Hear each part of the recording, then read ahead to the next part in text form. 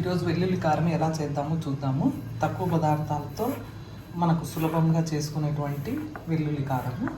ఈ వెల్లుల్లి కారము వేడివేడి అన్నంలో నెయ్యి వేసుకొని మొదటి ముద్ద తింటే చాలా రుచిగా ఉంటుంది. ఇప్పుడు మిక్సీ జార్ తీసుకొని ఒక కప్పు ఎండు కారం తీసుకొని అందులో 2 స్పూన్లు ఉప్పు, 2 స్పూన్లు జీలకర్ర తీసుకొని మెత్తగా మనం పొడి చేసుకోవాలి.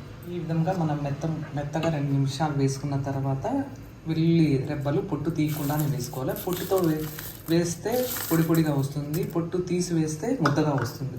కాబట్టి ఇలా కొద్దిసేపు ఇలా కచ్చాపచ్చాగా వేసుకోవాలి. ఇది మిక్సీకి వేసి ఎక్కువసేపు ఉండకూడదు. 1 సెకండ్ వేసి ఆఫ్ చేసి మళ్ళీ వేసుకోవాలి. ఇప్పుడు ఇది ఎక్కువ వేడిగా ఉంటుంది. దీన్ని మనం ఈ విధంగా ప్లేట్లో వేసుకొని బాగా చల్లార్చుకోవాలి.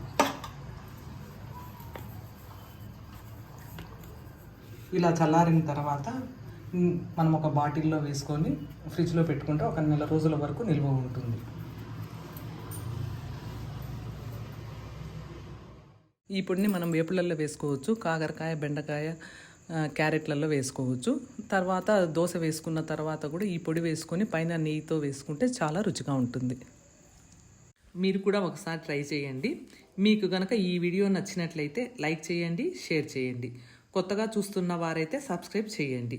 ఇంకొక వంటతో కలుద్దాం. Thanks for watching.